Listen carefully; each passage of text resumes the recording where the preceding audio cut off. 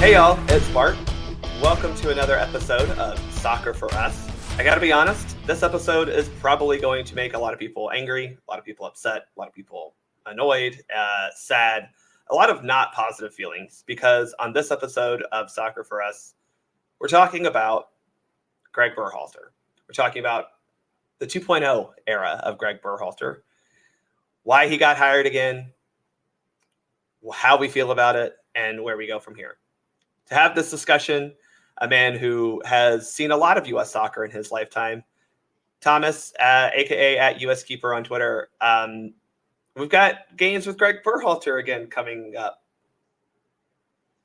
Yeah, I mean, it's, a little deja vu kind of feeling here, coming into this. It's got to be an interesting dynamic for the team and fans, the whole thing, right? Because it's been 8-9 months since the World Cup, and it's the first time, majority of this group and the manager are back together. So it's gonna be, it's a little bit surreal. It's gonna be interesting to see what it looks like, in these couple friendlies. And I am excited though. I'm excited to see the team play again with a core group, and we got to move forward. We have him, and that's who's there. So we've got to support that the best we can as fans. But it's okay to be critical, but we also have to just be ready to to be maybe disappointed. We'll see. It's gonna be interesting to see what comes with it. I think we've kind of held off on having this conversation because a lot of the initial reaction and a lot of the conversation around it when the news broke back in June and when he was officially announced as being rehired was very negative, very emotional, very reactionary. And there's nothing wrong with having that. Like, there's nothing wrong with being having an emotional reaction to this person being rehired to a team that you love. But we wanted to give some breathing room. And now, with 2 matches coming up, we have a game against Uzbekistan on Saturday, September 9th at 5:30 Eastern, and then a game against Oman on Tuesday, September 12th at 8:30 Eastern. So we actually have games with Gregg Berhalter. So now we can actually talk about him as a coach and where we go from here. So the first question is really, how did we get here, right? And Gregg was hired toward the end of 2018, basically at the start of 2019, to coach the team for the first time. So obviously we missed the World Cup in 2018. U.S. Soccer did a lot of hard resets on the men's side.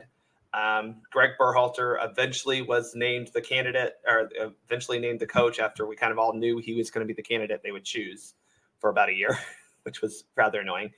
And Gregg, I think, had ups and downs during his first campaign.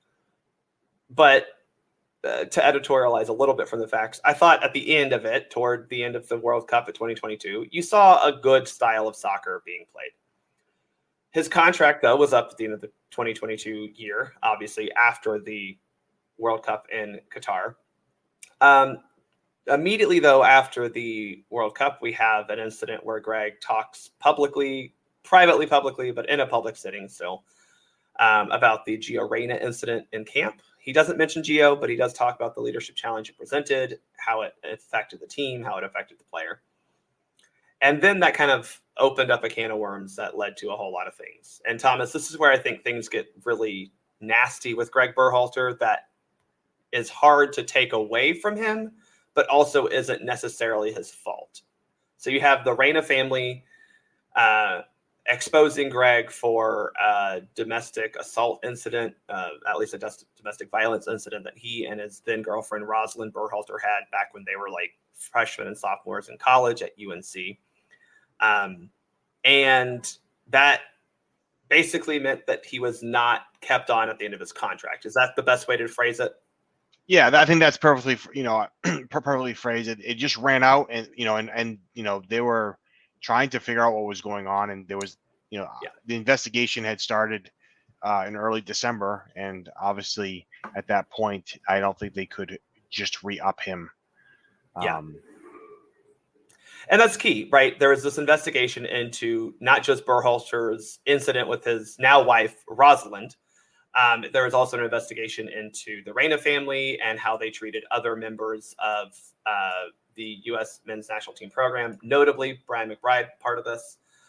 So that kind of first, I think, took Gregg out of the running to even be considered for coach at that point in time. Eventually, the report comes out that, while the facts align with the way that he reported what happened and the facts of the incident that happened back in, 1990 almost,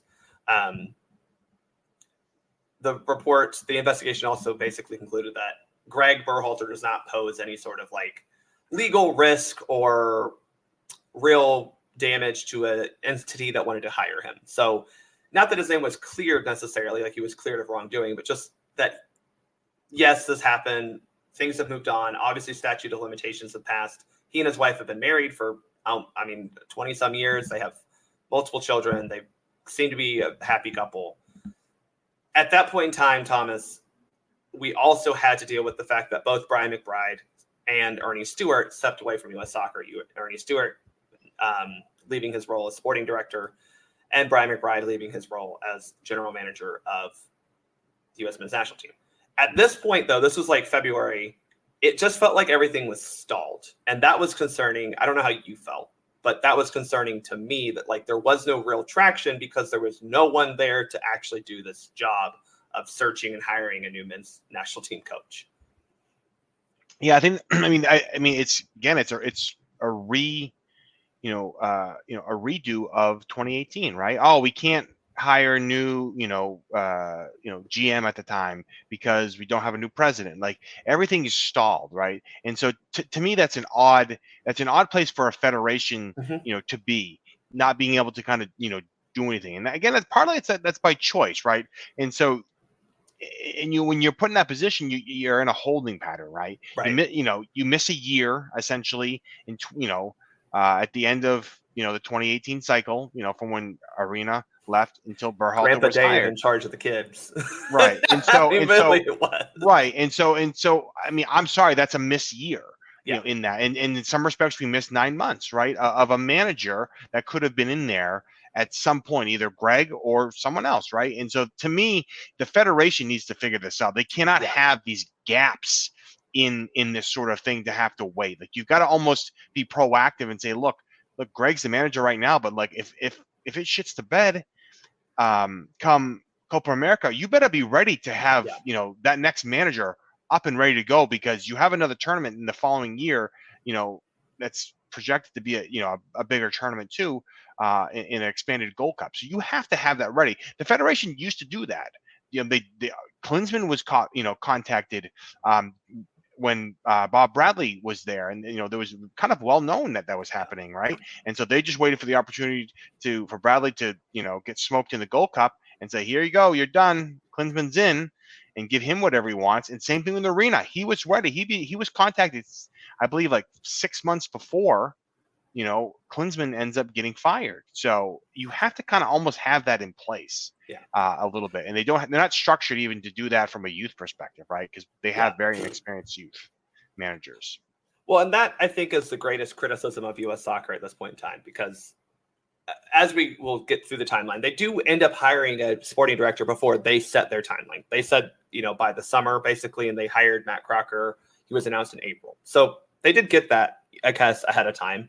And he was still working with Southampton. They actually let him go at the end of the Premier League season. But to your point, Ernie Stewart left finally February 15 of 2023.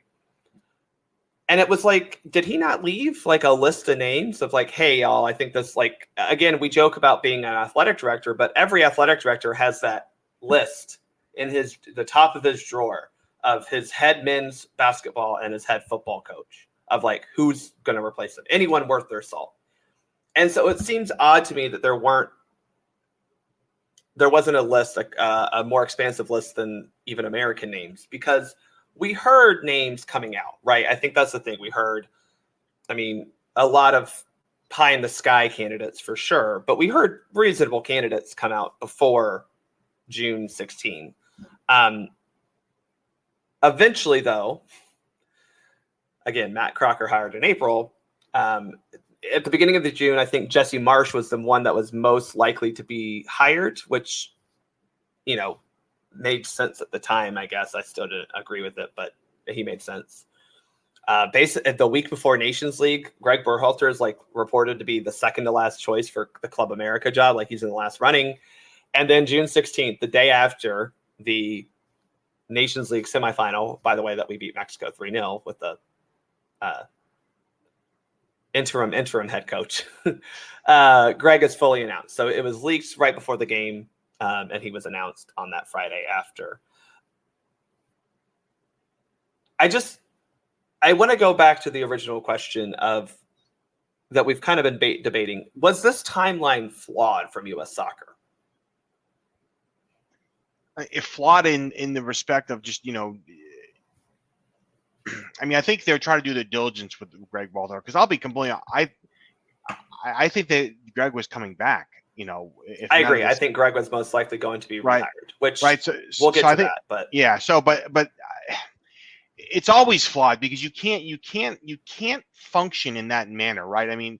Because you're hosting the World Cup, in 2026, you have to create the buzz. You have to, do those things. And I think they miss the mark so often. It's crazy to me, but I think there's a lot of,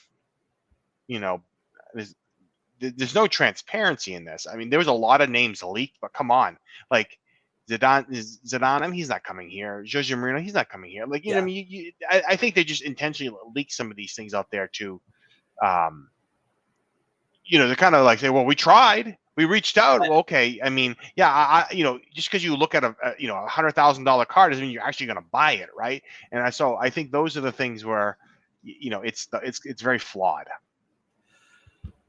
Yeah, and I think overall, I don't think the timeline itself was necessarily flawed from the standpoint of, okay, well, we got to get a new sporting director, and then also part of this was the Soccerology, whatever that firm is, Soccerology, Sportsology, that one, Sportsology, that's the name of the firm, did a review of the sporting structure of U.S. soccer. Basically, they, I think it's been determined that they don't need GMs for both programs. But, I think those things took too long, right? Do we actually need a GM? Do we need a sporting director? Those things that are well, yes, you need a sporting director. Maybe not a GM, but also why don't you just hire the sporting director and then figure that out after?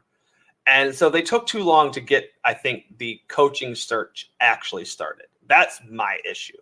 Does that make sense? Yeah, and I debate how deep they got into it. I really debate how deep that was, because you don't get any sense of it. Because again, the investigation, when I don't know when that was official. I'm hearing March, April timeframe.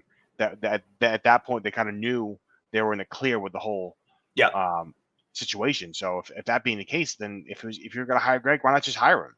You know what I mean? And be done with it. But so the question then becomes: Matt Crocker's hired.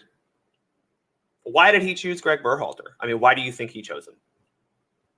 I think the metrics of which they used the first time around remained the same, which provided a very small candidate pool of American managers that could speak English,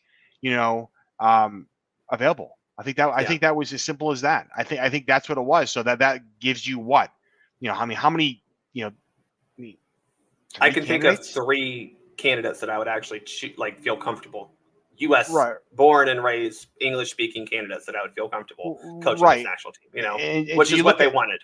Right. So you look at the almost 24 other candidates that were available in that window of time that got hired, and the other, another close to probably 24 that were still, without a contract, without a club in that time frame. You can't tell me you didn't talk to any of those along the way. It's crazy to me. And so, but I think their intention, unless something drastic came out of the investigation, Gregg was coming back.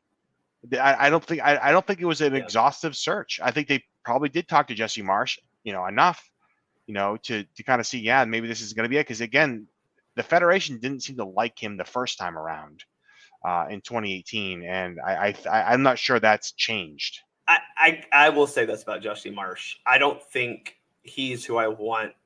His style of play is the way I want the U.S. men's team to play. I do think his style of management is what I would want at the national team level. Does that make sense? Yeah, and I would agree with that. I mean, I'm not saying he was my candidate by any means, but I think he checks a lot of boxes. And again, I think to Matt Crocker's point, you can't have a rigid formation system, tactics within the national team. You don't have these players for long enough to be able to build that, right? You might have one or two tournaments leading up to a World Cup with your A squad, your top players, and so you got to figure out how to get the most out of that. And I just don't know if Gregg's that. I mean, I just, I mean, he's not. Or you review his first tenure, he basically played a 4-3-3. He tried some little things at the beginning, but then settled on a 4-3-3. Now, can you give him credit for settling on a formation that I do think actually fits the player pool the best, right? The 4-3-3 formation. I know people want to make cases for Gio, but Gio at that point in time when Gregg especially took over was 17, 18, also Gio can play, there's ways to shift a 4-3-3 to fit that, but it was rigid. This is what we do and we don't really change. My problem is too, that they say they talked to candidates and there were reports that 10 so candidates were talked to. My question is, what do you mean talked to? Because I can call up, like you said, I can call up Zinedine Zidane and be like, yo, you want to coach the U.S. men's national team? And he would be like, well, how much are you going to pay me? And, I think that's another thing we'll talk about is the budget. And it's like, well, we'll give you $2 million. And he'll be like, no, because he can make money. I mean, he's not coaching currently. He doesn't need to. He's a very rich person from having a successful playing career. But, like, he can go coach at just about any club in Europe and make $7 to $10 million easily. So that's my question is, what do they mean talked to? Because it was very clear that Berhalter and Marsh were the final two candidates, which whatever. But from what pool did they choose them from? And that's kind of to your point of, well, if you use the same criteria, of course you're going to get the same result. And it didn't seem like Matt Crocker reinvented any new criteria. Yeah, I think this criteria remained the same. When you did that look, just be honest. Like, to be honest to fans, be honest out there and say, look, this is just what it's going to be, right? There's not a lot of people that fit this criteria that we're looking for, and so they want this. It's funny it's men's and women game are very different, right? In terms of managers, it's always been a homegrown, not a homegrown, but it's always been the nation that wins it. Their manager is from that country. Like it's always been that way. For the women's game, it's a totally night and day with that. And so that piece doesn't line up. And so there's a thought, and I think that's part of it. Hey, we're in America. We want an American manager. We want all these things. And so I think that's what made the situation pretty simple, at the end of the day. Because I mean, I will say that for as much as I'm not a, fan of Gregg, he is one of the top American candidates for the job. I mean, that's the reality behind that. Because it's hard to argue that, especially now that he has coached the national team. Right, because then you can't say, well, you didn't have the experience. Look, I'm going to give Gregg some slack. We look back and we criticize the lineups and things he did in the beginning. He had the players he had. And so you can say, well, you had Dest and all these young players. There had to be a little bit of a waiting period.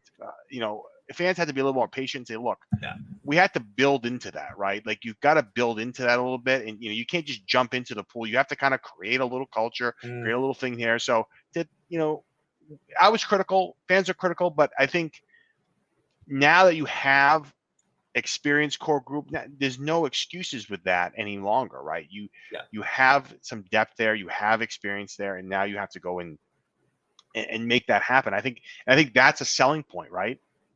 Now he has experience, right? Now he has these things. Yeah, is at the World Cup. So, and if you're looking at it on paper and not looking at a name, you're gonna say, geez, this sounds pretty good, right? Yeah.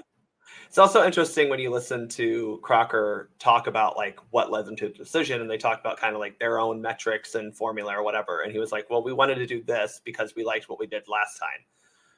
And it's like, well, yeah, then Gregg Berhalter was obviously the choice, because if you liked this thing and this thing and this thing from last cycle, then the guy who did it is going to have the numbers to back that up. So it was a little bit of a self-fulfilling prophecy that, again, it's not that Gregg Berhalter, you and I both, I think, agree, and I'll speak for Caleb as well. We didn't want Gregg to stay on after the 22 World Cup.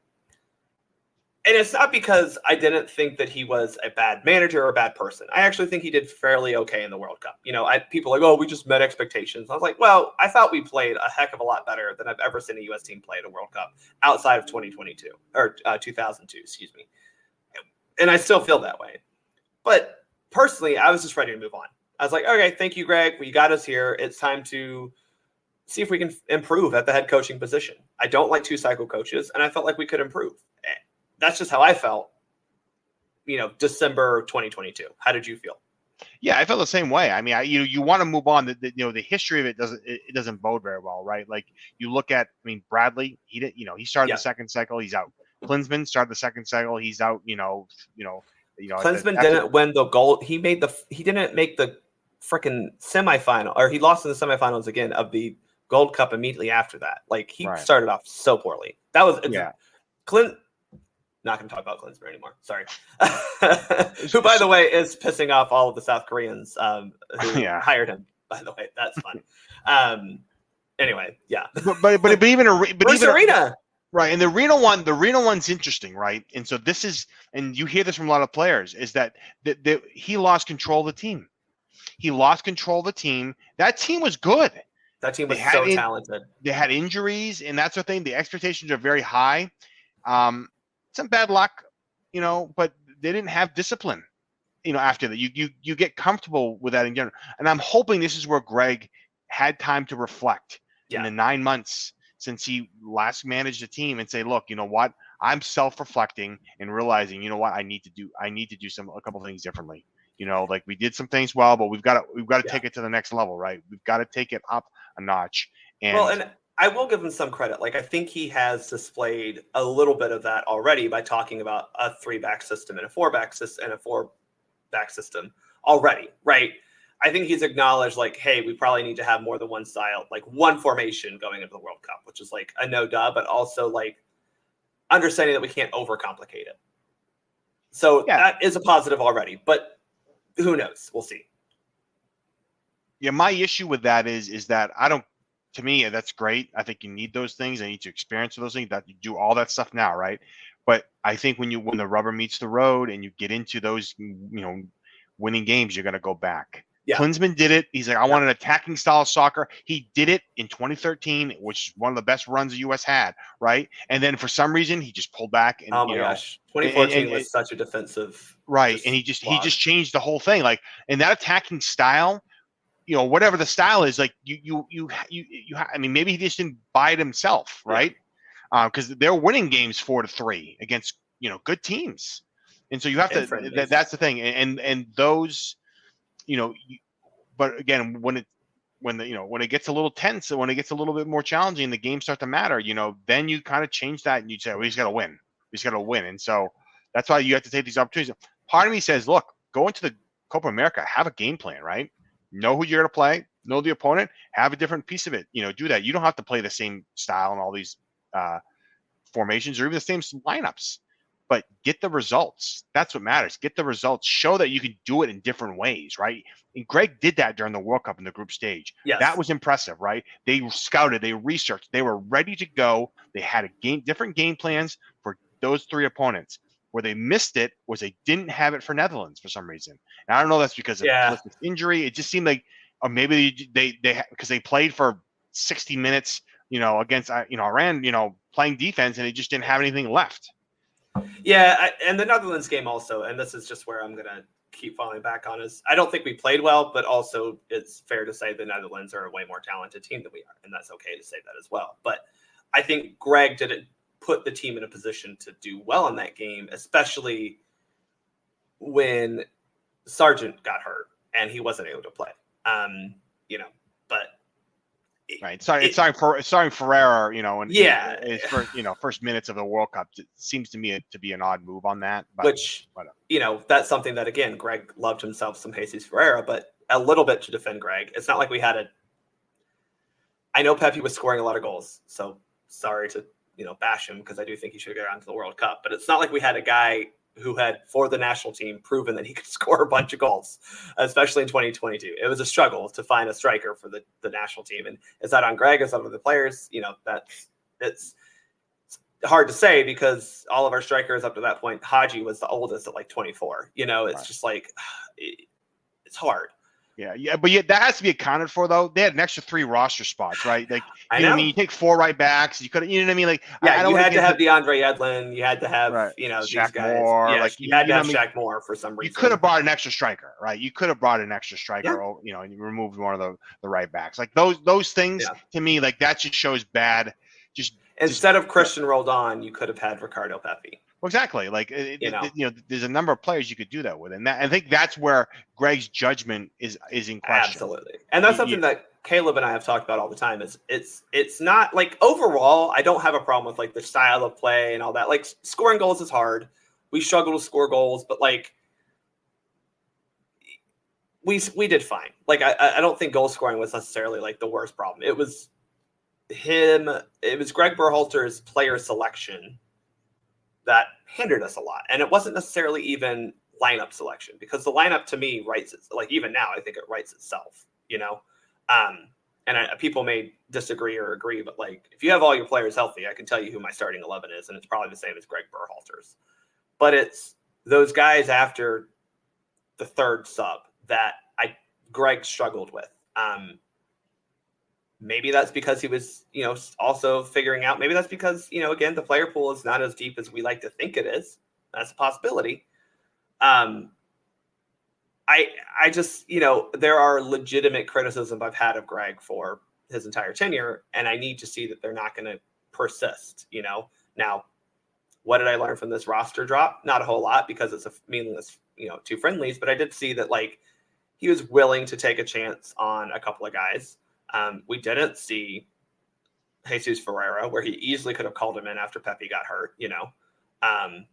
Again, there were 24 guys called in. He only called 2 strikers. He could have easily just called 3 in. To your point, I mean, there's no limit on how many come to a camp. So maybe that's a positive. I don't know. Yeah, I mean, we'll have to see. Time will tell on that in general. But you're right. I think the roster itself is, we did the depth chart one. I mean, you can look for the first, 30-ish players. They're kind of, I don't say no brainers, but like, they're pretty consistent, right? Healthy wise, we're going to see the same, core group of players. And it's the who's going to sneak in, right? Mm-hmm. Type of players. Like, who can you trust? Like, you've got to, and he's got to try things, right? You've got to say, hey, geez, does Tillman fit in with this group, right? Because in my opinion, he's a player that should have been on the World Cup roster because he had something that no other player. He was playing well for Rangers at that point in time too, and to your point, he had something that, I'll be honest, not even Gio Reyna has to offer. In terms of late arriving in the box type of stuff. I mean, he's an aerial threat. But yeah, I'm with you. Like his reluctance to trust newer or younger players was a problem, and obviously now the age of the group is raised by 1.5 years now. So who knows if that'll be a problem. But I think it's fair to say you're just not a fan of this move to rehire Gregg, right? I'm not. I'm just not. Like there's nothing that's selling me on that, in general. Like what changed, right? It's, what changed enough in that time? Did they see something that actually changed and say, hey, this is something that, he had mentorship from someone in these 9 months. He didn't even, whatever, something. He worked with someone. He shadowed something. Like, throw it to me, because if it's there, they would tell us, right? Because they tell us the things that that are good, but and if it's there, they would have told us. It would have gotten out there. They would have had an article on that. They would have fluffed themselves up. But there's nothing there on that, right? And so, Yeah, I just wanted the motivation of the players. Can you keep that in there? Because look, Gregg has his grudges. He's got players, that kind of have to, walk on eggshells sometimes and say things. And there was Scally did it, Miazga did it a little bit. Some players came out in the process and said some things. Now they were kind of vague in general, and I think they were waiting for the new manager to hire to maybe be a little more candid about it. But now that it's out there, you can't do that. You can't bash your coach and expect to be part of the national team, right? And so if you do that, then you're setting your own fate on that in a lot of ways. But Gregg's got to grow up too with that. He's got to have a thicker skin and say, look, these group of players, it gives us the best chance to win. Well, and I think to me personally, like, you're always going to have people who disagree or agree with the coach. They just coaches rub them the wrong way. They rub the coach. Like, that's just a personality, team leading type thing. And you're right. He needs to figure out how to make that work. But at the same time, Matt Miazga, as much as people may like him, he's an expendable center back, But there are other personalities that he didn't get along with. John Brooks, we don't know. And he kept giving bullshit reasons. Like, let's just call them what they were. They're bullshit reasons for why he wasn't called in. John Brooks is still a starting center back, in a top European league, playing pretty well. He has obvious flaws to his game, but, it's not like it's not like he couldn't help this team. And it's certainly not that he couldn't have helped this team at the World Cup. The other player, and we have to talk about this because this is still the biggest cloud hanging over Gregg because he has himself not cleared it up, is Gio Reyna. Now, he reported himself this week. He has not he has not mended that relationship with Gio. It seems like there may have been some, I don't want to say reach out, but just like some sort of, not full-fledged communication, but some sort of contact with him. Since Gregg's been rehired, but certainly not a real conversation. He has indicated that he wants to consult with some sort of mediator to figure out how to have this conversation, which is, in my opinion, way too much. This is Gregg overthinking it, where it's just as simple as, I don't disagree that he needs to have a conversation with Matt or Gooch or even, JT Batson of hey, how do we need to approach this? What do we need to talk about? But the fact that he hasn't even attempted to really clear things up with Gio is a problem. And I don't even think that Gregg is super to blame for what happened with Gio in camp. He is to blame for having, spilled the tea, if you will, about Gio publicly especially so close after the World Cup. But there's a lot of other damage that's been done that is not Gregg's fault that I think is also hanging over this. And I find it concerning that he hasn't been able to have any sort of conversation with Gio Reyna just step one would be apologize. Hey man, sorry, I came out with this stuff. I shouldn't have said that. My bad. That to me is still very concerning. Yeah, I think, and the one thing that gets a little lost in this, I agree. Gregg's approach is odd with that, but I think there may be some HR type of stuff that maybe. I definitely think there's legal stuff for sure. Right. That needs to be acknowledged. Right. And so I think that's part of it there. I think also if I'm Gio, if I'm Gregg, I don't know what Gregg's thought is, but if I'm Gio, I do not want to have a conversation without another, Gooch in the room or Matt Crocker in the room. Totally. You cannot have a one-on-one. So, and maybe he just wants to do it face-to-face. I mean, maybe that's part of it too.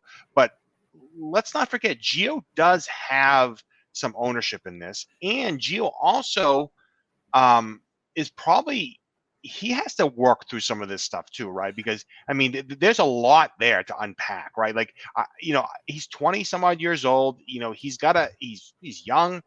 It's an embarrassing situation. I think he's moved on for the most part, but the team has moved on too. I think it needs to be said. Yeah. I think. The players. I think all that stuff has moved on, but I think there's got to be some sort of. It's still a little bit delicate, and I think about how they manage it a little bit. So, I think I'm disappointed that, because to your point, I think there's some legal /HR things. He certainly wasn't going to talk to him while an investigation was going on. I'm sure every lawyer in the world would advise him against that. Right. And then he wasn't hired until June, so there was no real reason to like rush a contact, especially when Gio's going through his own season, trying to win a championship with Dortmund, the nation. So like, I get why there wasn't contact before he was hired for a lot of reasons. I just think that, the fact that he's had from June until now to just even have one conversation, I don't expect it to have been fully resolved, because to your point, Gio's got to work through and process a lot of stuff, because this is something that's affecting him. I do think Berhalter has, I don't want to say forgiven, but like, same as the team, we're moved past it. Like, he clearly Gio resolved his issues with the team in camp. I don't think Gregg holds that against him necessarily, but there's still that personal connection that they both have with each other through their families. But it's just frustrating that there hasn't been any sort of real olive branch moment, Well, right. I would agree with that. I mean, I think Gregg can draft a statement to Gio and say, look, hey, I'm ready to move on. I can't wait to, see you come to camp, whatever, just some generic message, and, we'll talk a little bit more in detail, at that time. Right. Like, that's it. And you leave it out there, and maybe you can just, throw a couple messages. Hey, sorry, game, looking great, whatever it is. Like, you can do that. Again, it's a tough conversation. I mean, that's a tough, if anyone's ever had a tough conversation in their life, like, that's hard. It's a hard thing. But you have, and that's one of the challenging things with hiring Berhalter back, because we joke. I say we, but people joked, oh yeah, Gregg's probably going to come back, when in reality, like, he's never coming back. And then, that's going to be part of the hiring process. Like, can you get through this? Can you get over this, type of situation? Because it's not just a Gio thing, because that's kind of a small thing with a player thing. It's everything else that happened, after. Absolutely. With the parents. And so to me, like, you've got to be able to move forward with that. Like, Gregg has to mend fences with Gio.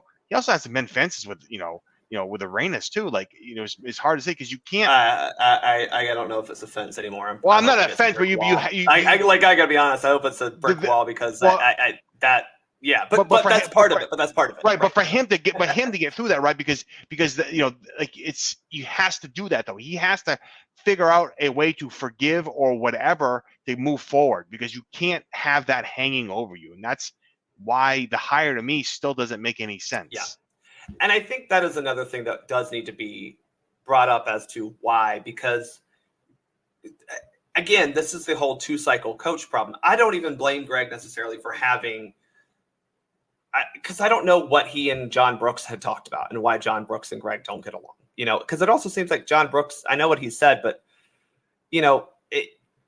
is he willing to give up? Like, this is not one-sided. It's not like Gregg said, I hate you, you're never coming back. Like, that doesn't make sense to me for a guy who's very talented playing in top leagues in Europe, between the Bundesliga and Portuguese league and, wherever he has played throughout his career, he's been a starter in a top league. So, I don't blame him for every single breakdown, like, in player. Like, Matt Miazga is a dude who seems like he would be a hard one to get along with, especially if you're trying to, like, create a positive culture in a team. You know what I'm saying? But this is the thing about 2-cycle coaches, is he did fracture some relationships with players who could be impactful for the team, most notably Gio Reyna. And so, to your point, what's that resolution for all of these players? Like, what's the resolution for John Brooks? What's the resolution for Matt Miazga? What's the resolution for Joe Scally, who even seemed to have his own opinions? Now, maybe, we don't know exactly what he meant by those things. He may not have been criticizing Berhalter in terms of, like, as a person, but definitely seemed to be criticizing his tactics. However, we have to say, we're talking about, literally a handful of guys, right, who have been very negative. The rest of the team seems to be pretty positive behind Berhalter.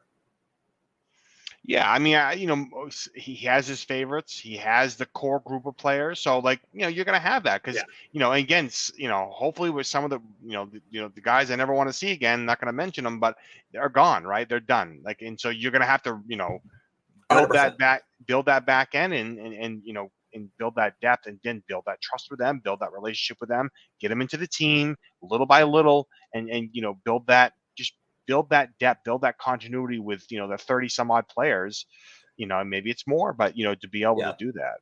And I'm hopeful that being able to watch like 2 full tournaments, competitive matches, like competitive competitions, from a not even having to figure out the tactics for the next game type of thing, helps them kind of like evaluate that better. You know what I'm saying? Yeah, I think they struggle with that. I think that's gonna be one of the things Gregg probably didn't have a great opportunity. I mean, look, Gold Cups are Gold Cups, right? Like, but you got Copa America, this expanded Gold Cup we're hearing about. Hopefully it's happening. Those are going to be more style of tournament play against quality, some elite Right. teams and some teams that that are probably on the same level as you, and playing at home you should be beating those teams, Yeah. right? Not And so, Mexico. right, exactly. We've seen Mexico, we beat Mexico, we can do Not that, Canada even, to be quite honest. And we don't, I mean, granted, we don't know what they're going to look like now that John Herdman apparently is taking over Toronto, but right, but those sorts of things, right? And I think it's important to do that and play those teams at those times, but now you have to it's got to be bigger, it's got to be better, it's going to be the biggest World Cup ever. You have to do everything you can to prepare for that, and those 2 tournaments I think provide that, and it's how Gregg manages that. It's going to be critical. And I think that's where you and I are in terms of rehiring Berhalter, is that, again, I don't dislike Berhalter as a person. I think he was a pretty decent coach. I'm sure, he frustrated me at times, but at the end of the day, I had a lot of positive moments with Gregg Berhalter. I celebrated several goals in person under Gregg Berhalter, but actually 5 of them against Panama, which was great. But this is the biggest opportunity for U.S. soccer. You have Messi playing for 2 years in MLS. You have Copa America next summer. You have the Club World Cup in 2025 or whatever ends up, being. What is that? I feel like that's going to be a 1 million team competition by the time it actually gets here, the way FIFA is expanding. But regardless, we have multiple summers that lead up to the 2026 World Cup, where soccer in this country can truly take off. And the problem that U.S. soccer continually has, and this was part of that discourse that came about on Twitter this past week about U.S. soccer capital being St. Louis, and I don't want to get too much into that, but like people talking about like, oh, well, why don't we play in L.A. or when Pulisic was like, hey, come to the U.S. games, and like, well, you don't play in L.A. or Miami or New York, and it's like the problem that U.S. soccer keeps running into is that they're the second most popular national team in this country because Mexico is number 1. Well, right now you have a unique situation with Mexico declining. They're still doing their U.S. tour because FIFA won't, put anything restriction against them. But U.S. soccer has 3 summers in a row, really 4 if you count the summer with Messi, because I kind of do, to capture more eyeballs who can root for the U.S. men's national team. Does that make sense? Yeah, I mean, you're spot on with that. I mean, But to do that, you have to be good. Right. Is Gregg going to make us good? I think Gregg makes us good, but he doesn't make us great, right? That's the difference, right? So it's about the elite. I say it all the time. How does it fall in line with the elite? Look, you need luck along the way. You need skill on the way, but you also need to be able to, like, look how excited this country is getting with one player, right? One player. And again, I have my opinions on, if it's good or bad, but one player, okay? So imagine bringing in an elite manager. Yeah. And what that would have just infused, because again, you could have done that. And again, maybe that blows up in your face. But guess what? You still have that opportunity to be able to do that. And I think that's where they potentially missed on that. I mean, I don't think they want to go down the Klinsmann road again, because I think that was brutal. But think about that. If they really wanted to get that attention, get that focus on there, and here's my question to you, because the financials better than I do. You and I, we especially talked about this when we were talking about Vlatko and the next women's coach, where we were talking, like, it looked like, I mean, Jorge Vilda, Vlatko, Serena Bingman, they're all around $500,000, right? We said you need to up that if you're U.S. soccer to get the best coach possible, right? We talked about that for the women's game. But like upping that is like going from 500,000 to $1 million. Like that's doubling it, but that's not that much. Gregg Berhalter reportedly was like 1.8 million in 2022. And I think you and I have had this conversation before, but that's just not enough to get an elite coach. Do you think U.S. Soccer said there wasn't, financial limitations, but the reality is it seems like there was, because even a guy like Patrick Vieira, who I've openly advocated for, he was making $4 million at Crystal Palace, So what were we doing to actually lure the best talent if we were doing that at all? And financials is a problem. Yeah, I mean, I think it was like the number may not be exactly right, but I think they lost like $20 million last year. Not for me. The federation, right? So the federation lost that money, Yeah. obviously lawsuits and all this people other forget stuff. that U.S. Soccer is also a non-profit, so we have to keep this in mind. But yes, they lost money, a lot of money over the last couple of years, right? Yeah. All the lawsuits. It doesn't really matter, but that's the reality. Okay, so they lost that money, and so was money an option? Well, I don't know what the budget was. I think Klinsmann may have made like $3.5 million was ish, doing 3.6. Both technical director and manager role. Yeah. So he made that piece of it. So like, you'd like to think $4 or $5 million isn't that big of a stretch, but maybe it is, right? But to me, what they're going to bring home from this World Cup, I mean, they're going to, and that's, you've got Copa America next summer, you've got Club World Cup or whatever it ends up being that we host, and we've got expanded Gold Cup. Like, I'm with you. The money is there to be made. Right. And so, and they're not good at managing that, right? So it's always the whole like, well, we're going to overcharge for tickets for a soccer stadium. Fine. But then we're going to have it in a big stadium and do the same thing and not even come close to even half filling it, right? Like they don't understand math well enough to be able to say, hey, look, this is the price. This is the sweet point price for us to get the maximum amount of fans, the maximum amount of revenue into it. And I think they struggle with that. And I think the money was an issue. I mean, I don't know what Gregg's making now. I would imagine it's probably close to $2 million, but it's probably closer to $2 million than it was 1.5, which is kind of his best, but or his base. But my point to all of this is just, don't tell us there's not a financial limit when there clearly is. Like, you can say like, hey, look, we want to try to get the best coach possible within the budget that we have, and state that the budget is probably, we want to be competitive with other national teams. That would be a fair statement, right? Because Gregg was like 10th, I think, earning at the last World Cup. And really, once you got past like the top three, they were all fairly close to like 1.8. It was like maybe up to like 3 million total, I think, was what I was when I looked at it earlier. So it's not like we were asking them to spend like a ton more money on the coach. Right, and I think the problem is again, you want that big name, and so I don't know. Who that Jose Mourinho is not leaving Roma for right, because at that point you're looking at $10 million, and I don't that they're not going to do that. Like, they just they're not going to just take that jump. They want to be they do want to be smart about it, but what does that look like? Who was even in the category? Because they didn't talk. I don't think they even talked to Vieira. To me, who I think was a reasonable.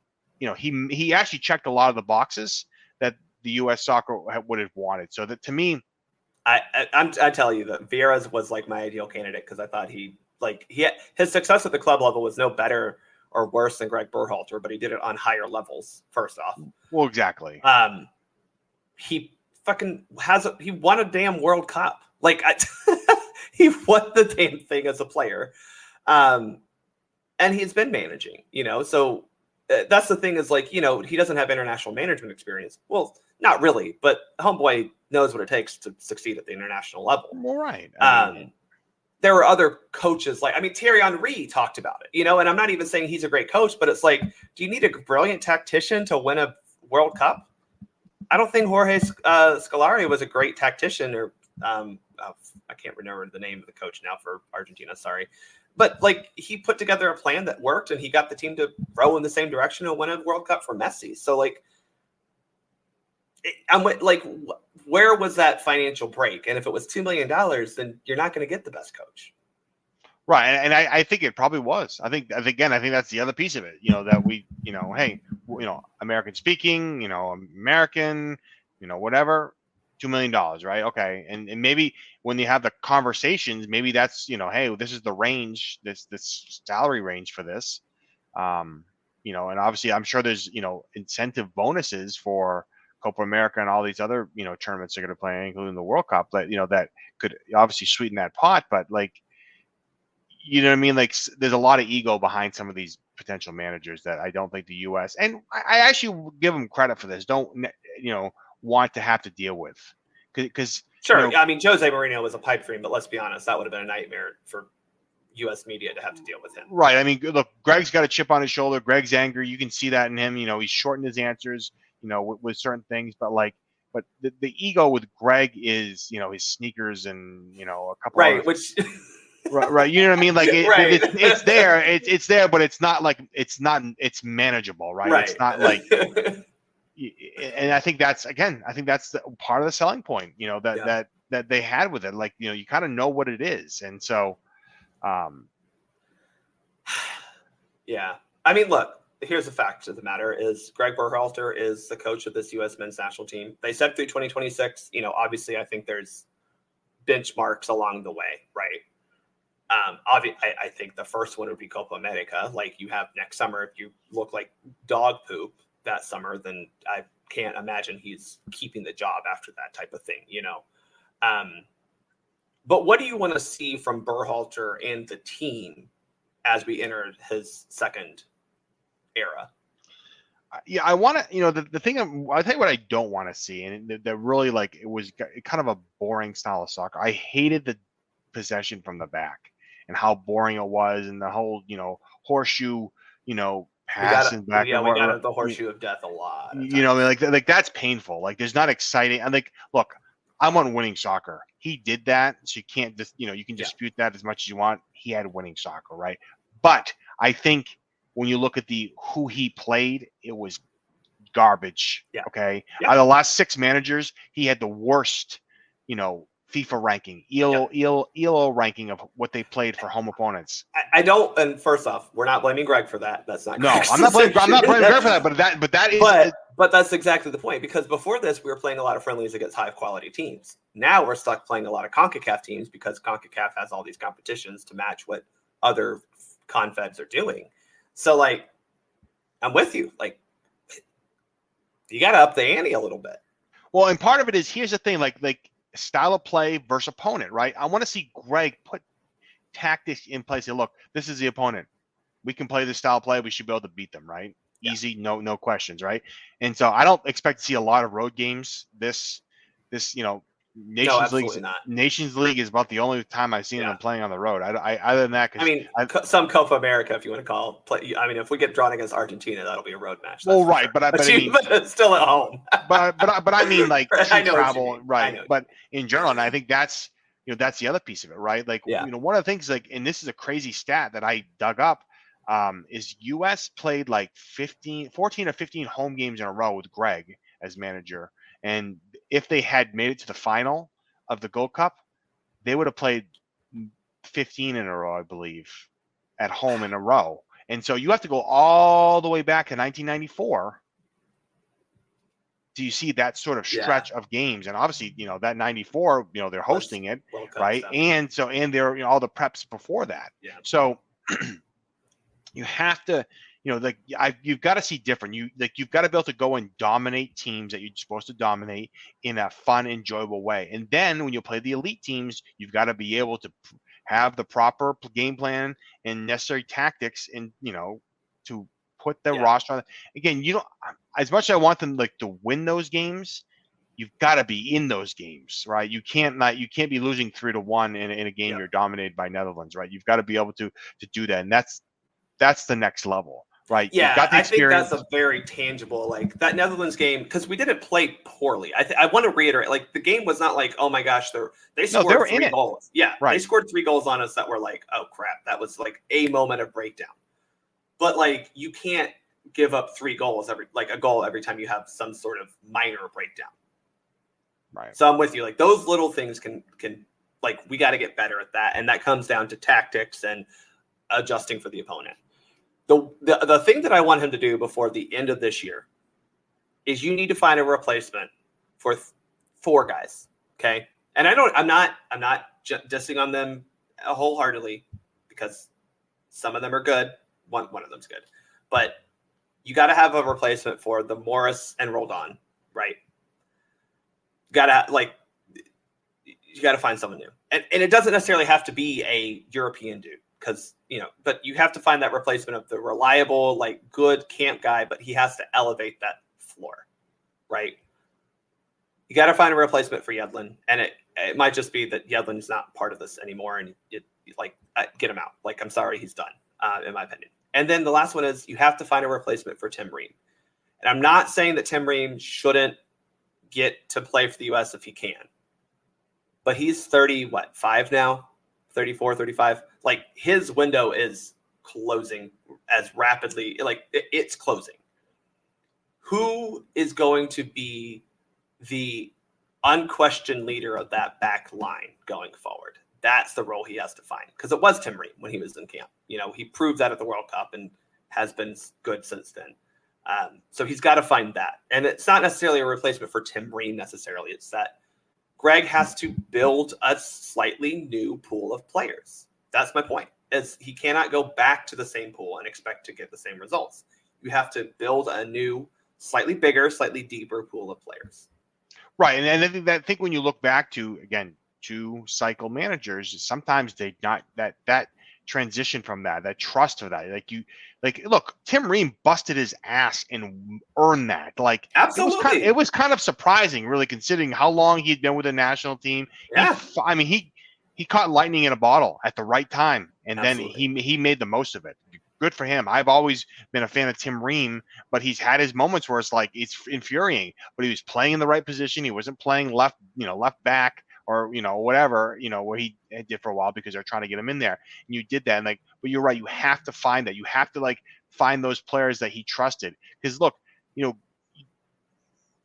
these players earn stock with managers, right? Yeah. And so that sometimes I got to go back to my old reliable. But Gregg can't do that. He can't afford to say, hey, I'm still sticking with Zimmerman. I'm still sticking with Long. You can't do that anymore. You can't afford to Aaron do Long, that. Listen, Aaron Long should have been out of this. Well, he should have, but he wasn't though, right? I'm with you. Like, that's the thing is, I don't even have a problem so much with Zimmerman. Like, if Zimmerman becomes the new Aaron Long, where it's like, well, I can trust him. It's like, fine. If we have elevated that, but like, you have to still have 5 to 6 other players above that. I'm with you there. It's just like, you have center backs, make them better. How do you get them to perform better together? Because we went through it last week. You have 5 or 6 center backs who are ready to take over that spot on the national team. But how do you help them grow into leaders on the national team?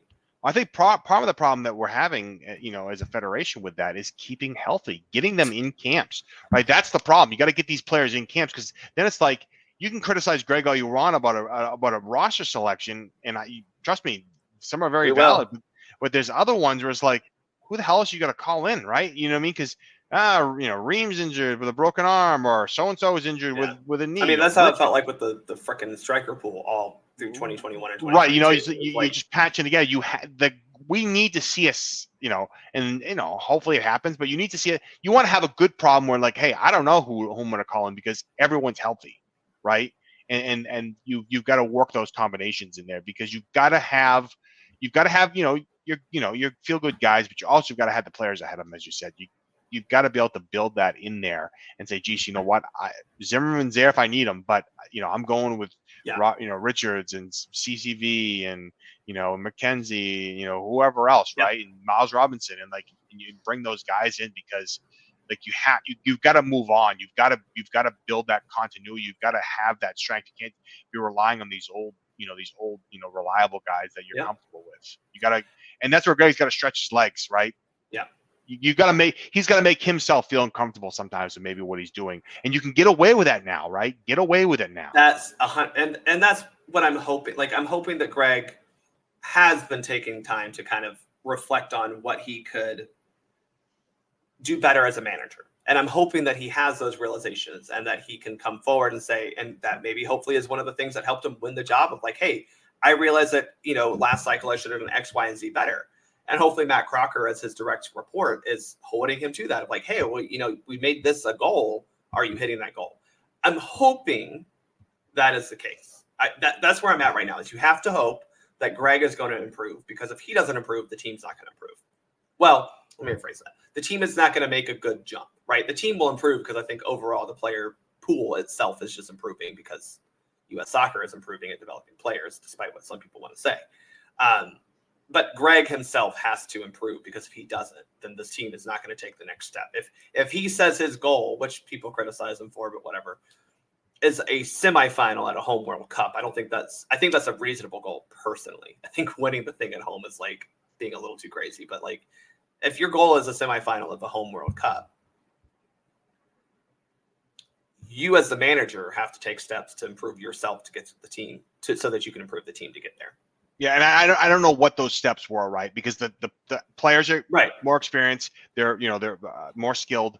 So how did Gregg get there? Like, I would love to know, like, did Gregg rewatch video? How much of the stuff did he watch? Like, all those things, like, how much did he self-evaluate? Because he had plenty of time to do that, right? And again, he's had plenty of time since it was renamed. So and so that's what was he doing at the Gold Cup that he couldn't coach? Like, I would want to know some of those things, because what were they doing? Was it self-reflection? I don't know what it is, but those things there, I kind of want them to come out a little bit, because I think we deserve to know those, because to me, it's a miss not to have him coach the Gold Cup unless you can provide a damn good reason. Because if I'm a player, I want to. And it's I was locked away in a war room with Matt Crocker to discuss strategy. Like, you can coach a Gold Cup and do that at the same time. Right. You have got, trust me, you got plenty of time. I want to know, like, if I'm a player, and I'm on the Gold Cup, who am I playing for? Right? Like, that's a hard thing, like, in general. Like, you want to be playing for the coach who's there but can't coach. Like, and again, another miss by U.S. Soccer. Like, why not do that? And you better damn well tell me what was going on, because to me, that's, as a player, I'm really pissed off. As a fan, I'm certainly pissed off, because it's like, and we're not going to see anything till next summer, right? Really. And again, there's a lot of people that think, as long as they get the right draw against the right teams, they could make it to the semifinal. Well, I mean, you're certainly thinking that for the Copa America next summer. Well, exactly. We did that with Klinsmann, with frickin' Giassi Zardes playing right wing. I mean, so, hopefully. But they got lucky, though, with who they drew in exactly. tournament, right? So that's the thing, is next summer is a great step up in competition. Even in my opinion, a higher step up than what we saw at the World Cup, just because of like the intensity it brings. The Iran match was intense, but like, having a team in Colombia, per se, who's wherever they play in this country, is going to have a full stadium full of Colombian fans cheering for them. That intensity is stepped up. So again, Gregg is the coach for now. I do think I hope anyway, but I'm confident one of the first benchmarks he's going to have to clear is, how do you perform at Copa America? So we have to, as fans, we're allowed to hold him accountable and see progression from Gregg as a manager, but he also is at the mercy of players performing well. So that's just the catch-22 of being a manager. It's, you have to do your job well and hope the players do as well. And to your point, I think the player pool is leveling up, just based on, the players are older. They're in better club situations now. So Gregg got to step up too. Yeah. I'm excited to see what he does with that. And I don't think I'm excited to see the soccer. I don't think we're going to learn a lot this camp necessarily about anything. I mean, they should win both matches. Next camp, when they play Germany, maybe you get a little bit more of some challenges, because we're supposed to have November friendlies as well. So hopefully we get some higher. That's I think November is the semifinal. Oh, that's right. Sorry. The women have friendlies in November. My bad. Yeah. So anyway, yes, that's the other thing that U.S. Soccer has to help us with, is just get better opponents overall, because you can't keep playing CONCACAF opponents and expect to improve. Sorry, you just can't. And that's somewhat of a Gregg thing, but it's also not a Gregg thing, Well, it's a tough spot. They made it almost impossible to schedule. 100%, yeah. I mean, that's why we're playing Oman and Uzbekistan this time around. Right. I mean, the nations leagues that exist in UEFA, there's a couple windows there, but again, I don't think the U.S. is going to be traveling to Europe. I think they got to try to make the best bang for their buck with in matches at home. I'm hoping they better hit every MLS stadium and every USL stadium. That's all I'll say.